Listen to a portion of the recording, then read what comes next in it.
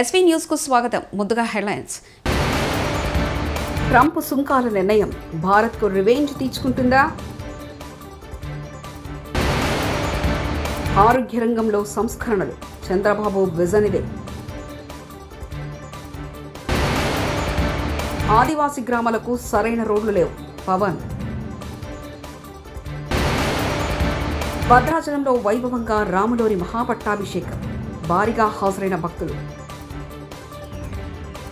America సుంకాల నిర్ణయం తర్వాత భారత్ యుఎస్ఏ మధ్య వాణిజ్య సంబంధాలు ఎలా మారతాయని అనేక మంది ఆసక్తిగా చూస్తున్నారు. భారత్ కూడా రివెంజ్ తీర్చుకుంటుందా లేదా సుంకాలు తగ్గించాలని కోరుతుందా అని భావిస్తున్న క్రమంలో కీలక విషయాలు వెలుగులోకి వచ్చాయి.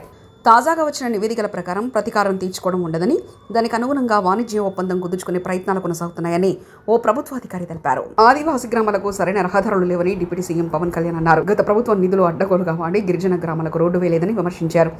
ఏజెన్సీ గ్రామాల్లో డోలీ కష్టాలు చూశామన్నారు. త్వరలోనే వీటికి స్వస్తి పలుకుతామన్నారు. గిరిజన ప్రాంతాల్లో రోడ్ల కోసం సీఎం చంద్రబాబు 49 కోట్లు విడుదల చేశారని పవన్ గుర్తు చేశారు. ఎక్కువ వెనుకబడ్డ ప్రాంతంలోనే మనం ఎక్కువ వెనుకబడిన ప్రాంతం 3 జాతీయ సార్.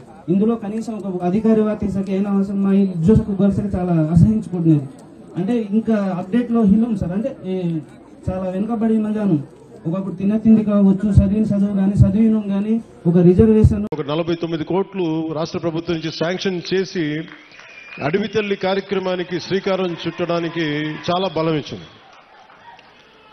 సో మనస్ఫూర్తిగా గౌరవ ముఖ్యమంత్రి శ్రీ నారా చంద్రబాబు నాయుడు గారికి నా హృదయపూర్వక ధన్యవాదాలు తెలుపుకున్నాను.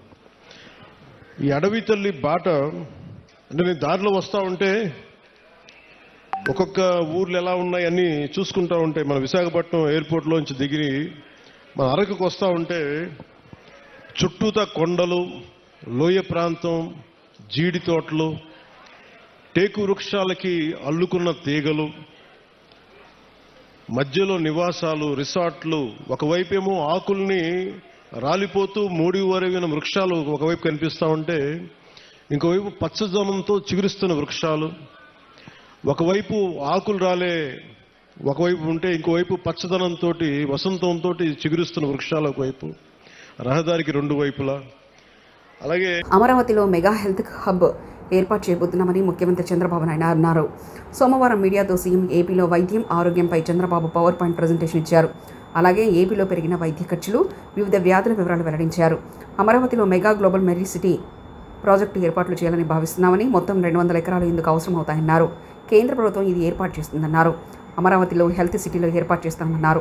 అతి త్వరలో దీనిపైన నిర్ణయం తీసుకుంటామని ముఖ్యమంత్రి వెల్లడించారు. వాడితే ఆ ఫ్యామిలీ ఐడిల్. అదే సమయంలో ఆయిల్ 15 ml ఫర్ డే చొప్పున 1800 ml అంటే 2 లీటర్లు అప్రాక్సిమేట్ గా వాడితే that is the ideal. Sugar 25 గ్రాములు 30 రోజులు 3000 గ్రాములు, దగ్గర 3 kgs. అంటే ప్రతి ఒక్కరూ నలుగురుండే ఫ్యామిలీ ఆవరేజ్ 600 గ్రాములు సాల్ట్, 1800 అంటే 2 లీటర్లు ఆయిల్, 3000 గ్రాములు అంటే 3 కేజీలు షుగర్. ఇది 600 గ్రాములు అంటే 0.6 kgs ఆఫ్ సాల్ట్. మనం తెలియసో తెలియకుండా ఉప్పు ఎక్కువ వేసేసుకుంటున్నాం, బాగా టేస్ట్ ఉంటుందని. అక్కడి నుంచి ఈ ప్రాబ్లమ్స్ అన్ని స్టార్ట్ అవుతున్నాయి. This is ideal diet. రెండోది కూడా నేను చూశాను నిన్న, one of the best diet. Residential school కి వెళ్ళాను నిన్నే అందుకమ్మా. 7 times స్మాల్ మీల్ ఇస్తున్నారు. మార్నింగ్ నిద్ర లేస్తానే మిల్క్, బ్రేక్ఫాస్ట్, చిక్కీ ఒక స్నాక్, లంచ్, ఈవినింగ్ ఒక స్నాక్, మళ్ళా డిన్నర్, మళ్ళీ ఒక ఫ్రూట్ పడుకునే ముందు. Ideal food. ఈ 7 వల్ల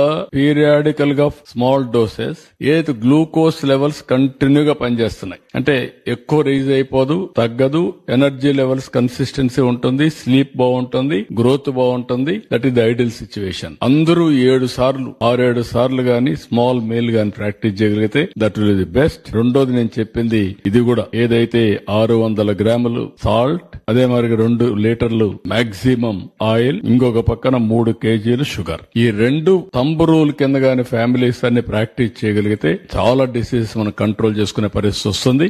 మంగళగిరి డాన్ బాస్కో స్కూల్ సమీపంలో ఏర్పాటు చేసిన ప్రాంగణానికి చేరుకున్నారు మంత్రి నారా లోకేష్. 3వ రోజు శాశ్వత ఇళ్ల పట్టాల పంపిణీ కార్యక్రమం ప్రారంభించిన మంత్రి నారా లోకేష్ నెరవేరుతున్న మంగళగిరి నియోజకవర్గ పేదల దశాబ్ద కళ మన ఇల్లు మన లోకేష్ పేర్లతో ఇళ్ల పట్టాల పంపిణీ ఉదయం కొలనుకొండ గ్రామానికి చెందిన 231, పద్మశాలి బజార్ 127, మధ్యాహ్నం పెనుమాక 179, ఉండవల్లి 77, ఇప్పటం 10, మొత్తంగా 624 మంది లబ్ధిదారులకు శాశ్వత ఇళ్ల పట్టాల పంపిణీ చేయనున్న మంత్రి నారా లోకేష్. కేవలం అద్దుకుంటున్న ఇల్లు మంగళగిరి నియోజకవర్గంలో ఉంది. నియోజకవర్గ ప్రజలకి మంచి పని చేయాలన్న లక్ష్యంతో ఆనాడు పోటీ చేశా. నేనేంటో మీకు అర్థం లేదు, మీ సమస్య ఏంటో నాకు అర్థం లేదు. ఎన్నికలు అయిపోయినాయి. 5,300 ఓట్లతో ఓడిపోయా తల్లి. ఓడిపోయిన రోజు మటుకు బాధ కలిగింది. కానీ రెండో రోజు నుంచి ఆ బాధ ఆవేదన నాలో కసి పెంచింది. మంగళగిరి ప్రజలకి మంచి పనులు చేయాలా, ప్రతిపక్షంలో ఉన్న పర్వాలేదు, వాళ్ళ మనసు గెలుచుకోవాలని లక్ష్యంతో ఆనాడు నుంచి నా పని ప్రారంభించాను. తల్లి ఒక్కసారి ఆలోచించండి. ప్రతిపక్షంలో ఉన్నప్పుడు మీ ఆరోగ్యం కోసం ఎన్టీఆర్ సంజీవిని పెట్టా, తాడేపల్లిలో క్లినిక్, మంగళగిరిలో క్లినిక్, మన దుగ్గిరాల్లో ఏకంగా ఒక మొబైల్ క్లినిక్ పెట్టా. ఈ రోజుటి కూడా ఉచితంగా మేము మందులు ఇస్తున్నాం ఆ క్లినిక్లో. రెండోది, ఊర్లో పెళ్లి జరిగితే గౌరవంగా బట్టలు పెడుతున్నాం. ఆనాడు కార్పొరేషన్ స్పందించబోతే ఎవరికైనా నీటి సమస్య ఉందంటే ఉచితంగా ట్యాంకర్లు పెట్టి నీరు మీకోసం అందించాను. పిల్లలు క్రికెట్ ఆడాలంటే వాళ్ళ కోసం మంగళగిరి ప్రీమియర్ లీగ్ కూడా 3 సార్లు ఏర్పాటు చేస్తాం జరిగింది. ఇంకో పక్కన మహిళలు సొంత కాళ్ళపై నిలబడాలి, కేవలం కుట్టు నేర్పిస్తే కాదు, ఉచితంగా మెషిన్ అందజేసి అవసరమైన పని కూడా ఈరోజు తెలుగుదేశం పార్టీ మీకు కల్పిస్తుంది. తల్లి హెచ్సియుని 4th సిటీకి తరలిస్తామన్నది మల్లు రవి అభిప్రాయం కావచ్చు. టీపీసీసీ అధ్యక్షుడు మహేష్ కుమార్ గౌడ్ ఏఐను వాడి లేని జింకలు నెమళ్లు చూపించిన వాళ్ళను ఎవరిని వదిలిపెట్టారు. టీపీసీసీ ప్రెసిడెంట్ మహేష్ కుమార్ యాదవ్ మల్లు రవి గారి అభిప్రాయం ఏముంటుంది? అది అంటే ఆయన సెంట్రల్ యూనివర్సిటీ సిటీ మధ్య ఉంది కాబట్టి ప్రశాంతంగా ఉండాలని వేరే దూరం తరలిస్తే బాగుంటుందని మల్లు రవి గారి అభిప్రాయం కావచ్చు. అది ఎస్, అభిప్రాయాలు, వ్యక్తిగత అభిప్రాయాలు ఇక్కడ ఉంటాయి. నాకు తెలిసి రాష్ట్ర అధ్యక్షుడు నాకు అలాంటి సమాచారం ఏమి లేదు, అలాంటి ఆలోచన కూడా ఏమి లేదు. ఇప్పుడు అదే కోర్టులో ఉన్నటువంటి అంశం. అది కోర్టు నిర్ణయం వచ్చే వరకు మనమే మాట్లాడకూడదు. కోర్టు నిర్ణయించిన తర్వాత అప్పుడు ఆలోచిద్దాం ఏం చేద్దాం అనేది. నేను ఇవాళ ముఖ్యమంత్రి గారు విజ్ఞప్తి చేస్తాను, ఏ అని వాడి లేని జనికలను సృష్టించి లేని నెమ్మల్ని సృష్టించిన వ్యక్తులను ఎవరిని వదలకూడదు. ఇది వల్ల మాకే కాదు, మీకు కూడా ప్రమాదమే. వ్యక్తిగత స్వేచ్ఛకు భంగం కలిగించే విధంగా ఏ టెక్నాలజీ వాడి లేనిది ఉన్నట్టుగా, లేని జంతువులు ఉన్నట్టుగా, లేని పీకాక్స్ ఉన్నట్టుగా ఎవరైతే చిత్రీకరించారో వారిని డెఫినెట్గా వారి మీద క్రిమినల్ చర్యలు ఉండాలి. నేను మీ ద్వారా ముఖ్యమంత్రి గారిని మా ప్రభుత్వం డిమాండ్ చేస్తాం. భద్రాద్రిలో శ్రీ సీతారామచంద్ర స్వామి వారికి పట్టాభిషేక మహోత్సవాన్ని ఘనంగా నిర్వహించారు.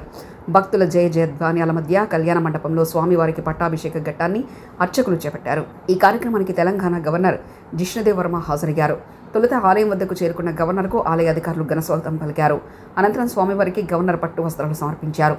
శ్రీరామనవమి తర్వాత రోజు మహాపట్టాభిషేకం చేయడం భద్రాచల ఆలయ ప్రత్యేకత. ఈ అపురూప ఘట్టాన్ని తిలకించేందుకు భక్తులు అధిక సంఖ్యలో పాల్గొన్నారు.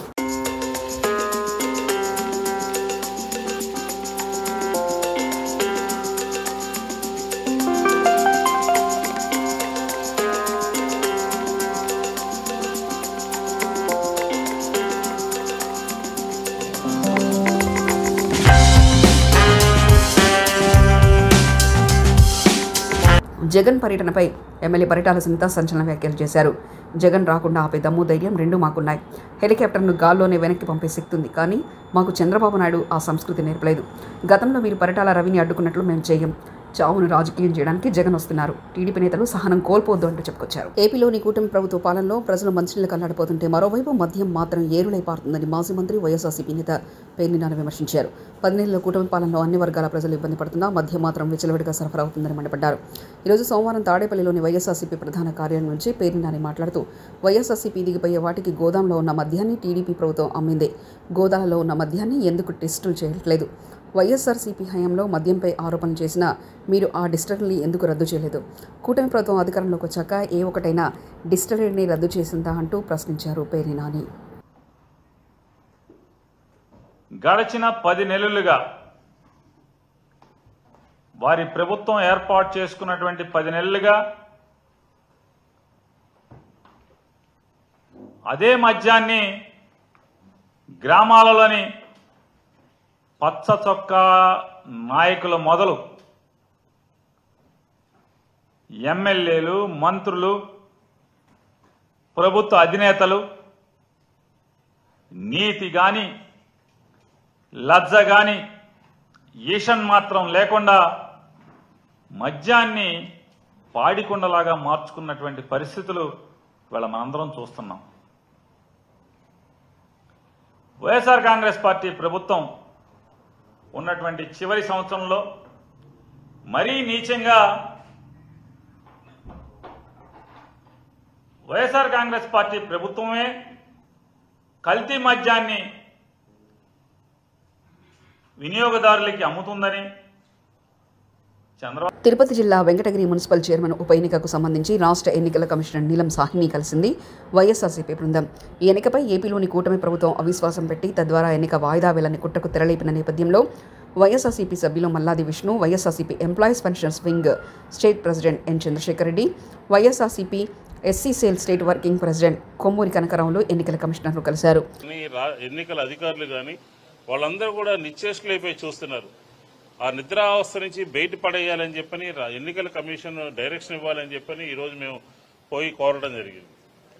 ఆశ్చర్యకరమైన విషయం ఏంటంటే ప్రజాస్వామ్యంలో సంఖ్యాబలం, ఎవరికి ఎంతమంది కౌన్సిలర్లు ఉన్నారు, ఎంత మెజార్టీ ఉంది, దాని ప్రకారం వ్యవస్థ నడుస్తూ ఉంటుంది.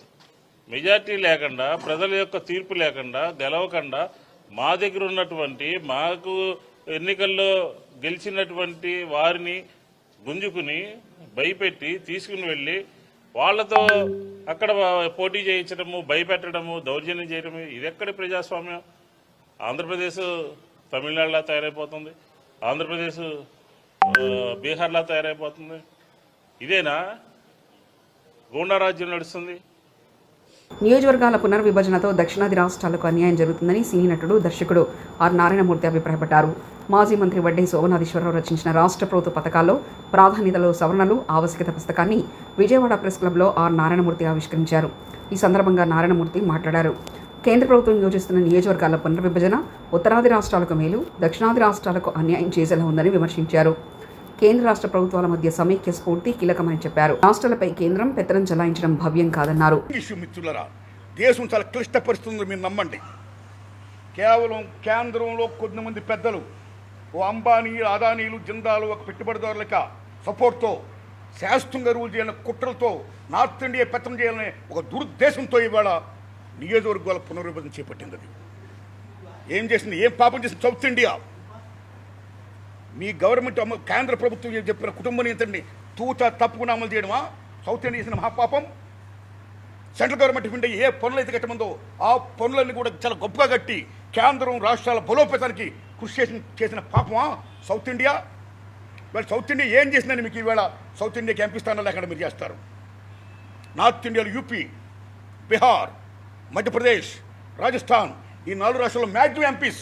టేక్ యూపీ, ఎంతమంది ఎంపీలు ఇవాళ నియోజకవర్గాలు పునర్విభజన జరిగితే? అంటే ఎప్పుడు యూపీ రూల్ చేయాలా? ఎప్పుడు నార్త్ ఇండియా రూల్ చేయాలా? What about south India? స్వతంత్రం వచ్చిన తర్వాత మన దేశంలో ఇప్పుడు దాకా 14 మంది ప్రైమ్ మినిస్టర్ ఆఫ్ ఇండియాలో వేరు. అందులో మీరు నమ్మని మిత్రులారా 2 మాత్రమే from south India. One is TV Narasarao, అందరూ మన దేవగౌడ్ గారు. అది కూడా మన రామారావు గారు చలవ వల్ల, నేషనల్ ఫ్రంట్ చలవ వల్ల. మీరు నమ్మని మిత్రులారా 12 మంది నార్త్ ఇండియా వాడు, 90 యూపీ వాడు. మీరు నమ్మండి. ఈ రకంగా పునరుద్ధరణ చేసుకుంటూ పోతే మన పార్లమెంట్ స్థానాలు మనకు దక్కకుండా పోతే ఈ పంచవర్ష ప్రణాళిక అనండి, ఇప్పుడు సో మెనీ ఫ్యాక్టర్స్ అనండి, అందరూ ప్రైమ్ మినిస్టర్ ఆడే అయితే మనకు నిధులే వస్తాయి. వాళ్ళ పార్టీలు కాబట్టి నిధులు రావు. మనకి ఎలా వెనకబడిపోవడమా? ఇది దుర్మార్గం. అందుకని దీంట్లో కుట్ర ఏంటంటే నేను ఫీల్ అవుతున్నది మిత్రులారా, మొత్తం వాళ్ళే రూల్ చేస్తూ, నార్త్ ఇండియా రూల్ చేస్తూ, వాళ్ళ పెత్తనం మన మీద జలుతూ, అదానీలు, అంబానీలు, జిందాల్ లాంటి పెట్టుబడిదారులు, కార్పొరేట్దారులు ఎవరైతే ఉన్నారో వాళ్ళు మిలాఖత్తై మొత్తం దేశంలో ఉన్న కన్యాకుమారి, కాశ్మీరం, బొంబే టు గౌహతి, మొత్తం దేశంలో ఉన్న సంపద ఏమైతే ఉందో సంపదను కొల్లగొట్టుకోవడానిక ఈ నియోజకవర్గాల పునర్విభజన. ఆంధ్రప్రదేశ్లో ఓఎన్జీసీ మన గవర్నమెంట్ చేపట్టింది. ఆయిల్ నిక్షేపాలు వచ్చాయి, అవి గుజరాత్ పోవాలా? ఇవాళ స్టీల్ ప్లాంట్ ఏమైపోతుంది? ఇవాళ స్టీల్ ప్లాంట్ ఎక్కడుంది? ఇవాళ స్టీల్ ప్లాంట్ గంగవరం పోర్ట్ ఏమైపోయింది? అదానీలు కట్టబడాలా? అన్ని పోర్ట్లు కూడా. What the hell is going on? సంపద వికేంద్రీకరణ. ట్రంప్ సుంకాల నిర్ణయం భారత్కు రివెంజ్ తీర్చుకుంటుందా? ఆరోగ్య రంగంలో సంస్కరణలు చంద్రబాబు విజన్ ఇదే. ఆదివాసీ గ్రామాలకు సరైన రోడ్లు లేవు పవన్. భద్రాచలంలో వైభవంగా రాములోరి మహాపట్టాభిషేకం, భారీగా హాజరైన భక్తులు. ఇవి బులెటిన్ విశేషాలు. చూస్తూనే ఉండండి ఎస్వీ న్యూస్.